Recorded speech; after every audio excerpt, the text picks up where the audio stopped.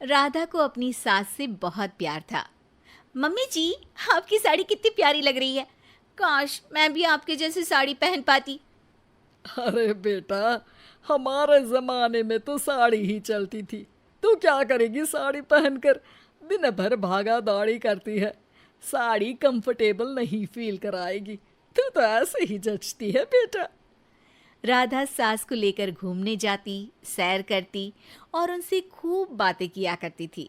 एक दिन, अरे राधा और माँ सुनो, अब हम लोगों को बम्बई चलना पड़ेगा। मेरी नई नौकरी वहीं लगी है। अरे वाह माँ, कितना मजा आएगा ना। अरे नहीं नहीं, मैं नहीं जाऊंगी। बड़ा शहर, बड़े लोग, मेरा दिल नहीं लगेगा। अरे माँ, मैं हूं ना आपके साथ। और सारा परिवार बड़े शहर में शिफ्ट हो जाता है।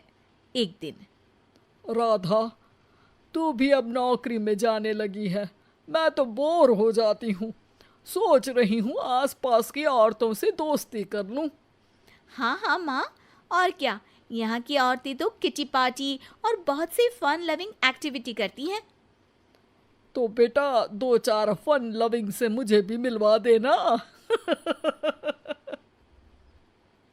बहू सास के साथ बाहर निकलती है तो देखती है कि सास की उम्र की जो औरतें टहल रही हैं, उनका पहनावा ओढ़ावा सास से बिल्कुल अलग है। लेकिन फिर भी राधा एक औरत को रोकती है। Hello aunty, how are you? Oh great darling. Aunty, हम लोग यहाँ नए शिफ्ट हुए हैं। ये मेरी मम्मी है। क्या ये कल से आप लोगों को ज्वाइन कर सकती हैं?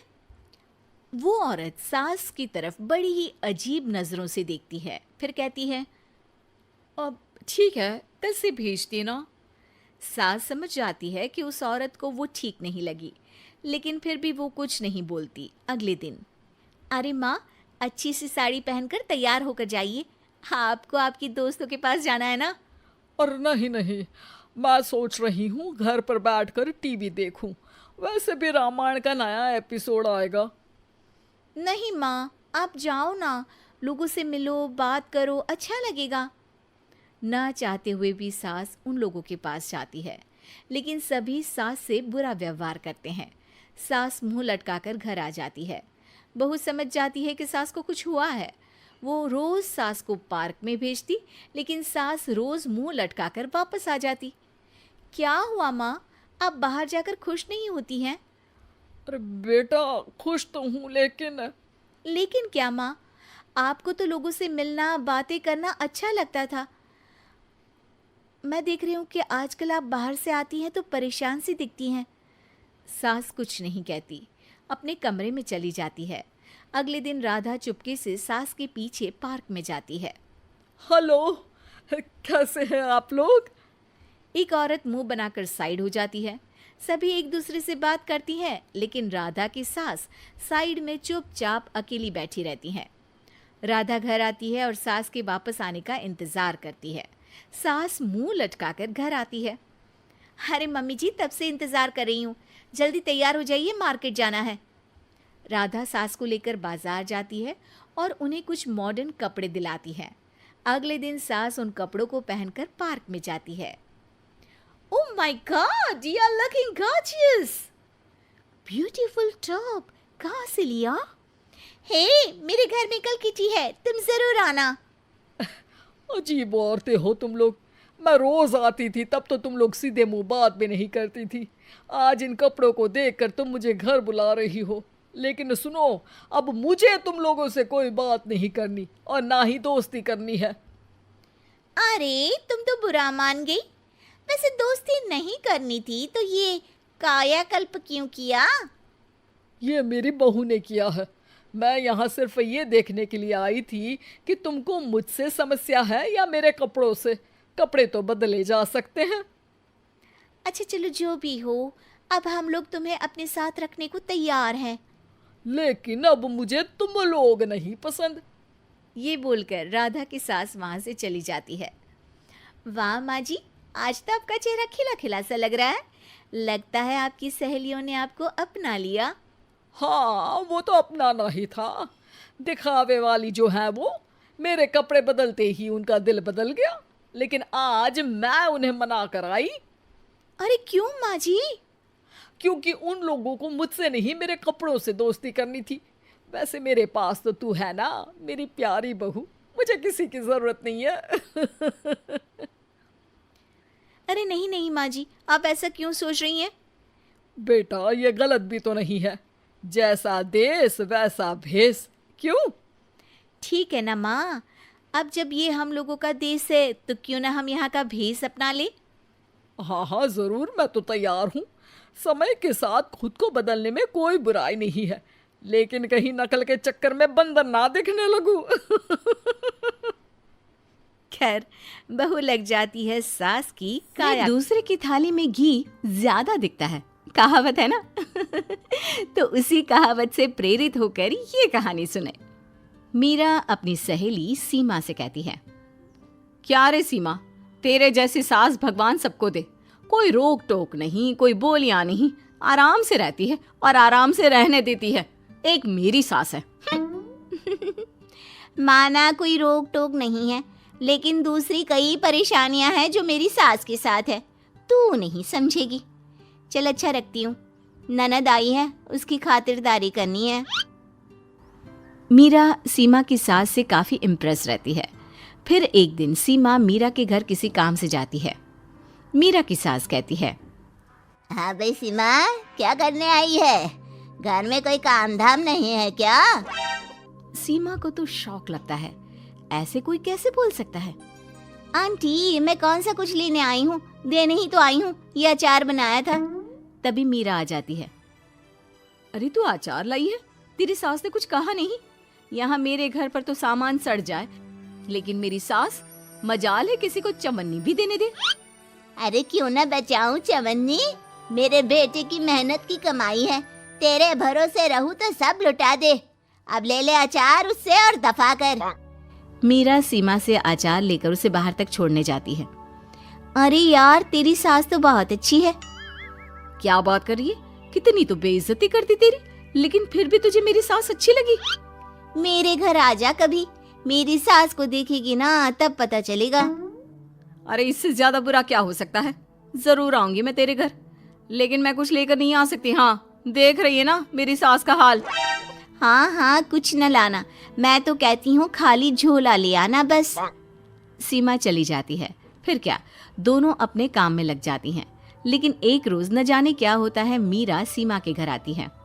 सीमा की सास कहती है, अरे सीमा, देख तो कौन आया है, तेरी सहेली मीरा। मीरा, आज कैसे यहाँ पर? आजा आजा। और ये हाथ में क्या है तेरे? क्या मतलब? कुछ नहीं आंटी जी, ये तो खाली थैला है। वो क्या है ना, मंडी जा रही थी तो सोचा मीरा से मिलती चलो।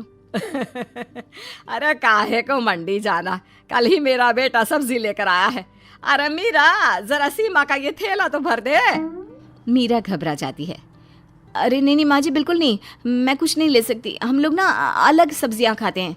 खैर, मीरा सब्जी तो नहीं लेती, लेकिन सीमा की सास तो न जाने क्यों कद्रदान हुई रहती है। अरे मीरा, जरा चिकन मटन बना ले, तेरी सहेली आई है। मैं फोन कर देती हूँ, वो दे जाएगा। और सुन, मिर्च जरा तेज कर देना।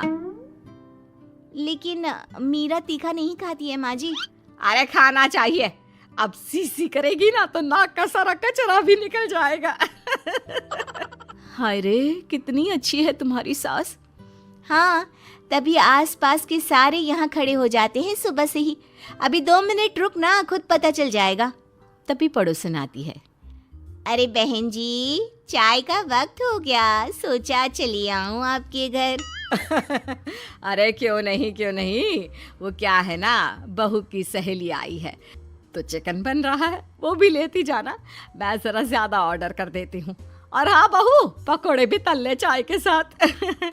जा जा मीरा बेटी, सीमा की मदद कर दे जरा। मीरा सीमा के पास किचन में जाती है, जहाँ सीमा सास को कोस रही होती है। घर में कितनी मुश्किल से सब्जी और राशन आता है, लेकिन ये नहीं समझेंगी। अरे पिछले महीने भी 2 बार राशन लाना पड़ा था, लेकिन ये है कि सच्ची यार, फिर भी तू लकी है, तेरी सास कम से कम मेरी सास की तरह तो नहीं है। मीरा कुछ देर रहकर वहां से चली जाती है। दोनों बहुएं किसी तरह सास के साथ दिन काट रही थी कि एक दिन सीमा कहती है, नहीं नहीं माँ जी, बस करिए, तंग आ गई हूँ मैं आपसे। मैं अब आपके साथ नहीं रह सकती। एक बार, बस एक बार आप मेरी सहेली मीरा की सास की तरह बनकर देखिए। अरे कितनी अच्छी इंसान है वो, कितना सोचती है घर के लिए। दूसरी तरफ मीरा, माँ जी कैसी हैं आप? कुछ तो सोचा करिए, समाज नाम की भी कोई चीज होती है। बस एक बार मेरी सहेली सीमा की सास की तरह बनकर देखिए। अरे कैसे जी जाती है जिंदगी, उन्हीं से पता चलेगा। दोनों की सास को आता है गुस्सा। अरे भाई, कोई छोटे बच्चे तो है नहीं जो किसी के साथ तुलना कर दे और वो कुछ ना कहे। मीरा की सास कहती है, मुझे तो सीमा के पास ही छोड़ा। सीमा की सास कहती है, तू ना मुझे मीरा के पास ही छोड़ दे। दोनों एक दूसरे से सलाह करती हैं और सासों का किया जाता है आदान प्रदान, यानी एक्सचेंज। अगली सुबह मीरा की बदली हुई सास, अरे मीरा, मेरी बेटी आ रही है। मीरा को तो आदत थी कि घर का कोई भी आए दमड़ी ना निकले, ना कुछ बनाना ना कोई लेन देन। अच्छा माँ जी ठीक है, कोई बात नहीं। अरे कैसा कोई बात नहीं? अरे लाओ 16 तरह के पकवान और ननद को देने के लिए सीधा निकालो। सीधा समझती हो ना? देना, लेन देन?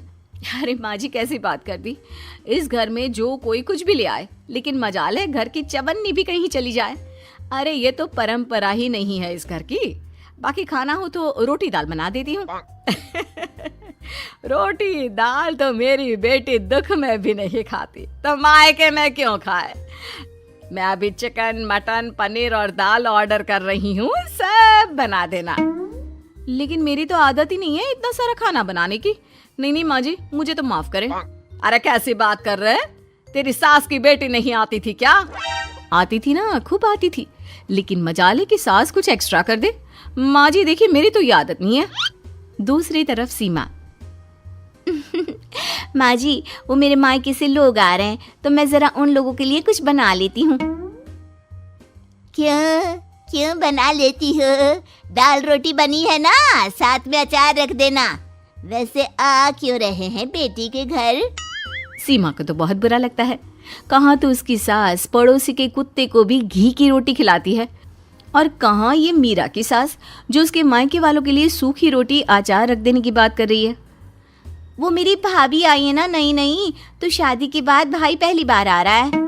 हाँ तो उन लोगों को बोल दो, हमारे घर का रिवाज है सास के लिए 10 साड़ी, हार और सजावट का सामान लेकर ही आना, समझे? सास तो बोली जा रही थी, लेकिन सीमा को कुछ समझ में नहीं आ रहा था कि वो क्या करे। सीमा का पति, अरे सीमा क्या हो गया? तुम्हें तो माँ से बिल्कुल ऑपोजिट चाहिए थी ना। कहाँ माँ हर किसी के आव भगत में तुम्हें लगा कर रखती थी, लोगों से खूब मिलती, घर का सामान बांटा करती थी। अरे याद है ना, तुम्हारे घर वाले आते थे 1 पैकेट लेकर और जाते थे पूरे 10 थैले के साथ। अब आएंगे 10 पैकेट लेकर और जाएंगे खाली हाथ। सही है? नहीं, मुझे नहीं चाहिए ऐसी सास, ये सब तो मुझे पता ही नहीं था। सीमा घबराकर मीरा की सास को लेकर उसके घर जाती है, जहां मीरा, सीमा ले जा अपनी सास भाई। हाँ, मैं भी तेरी सास वापस ही देने आई हूँ। चलो मम्मी जी, मेरे लिए तो आप ही सही हो।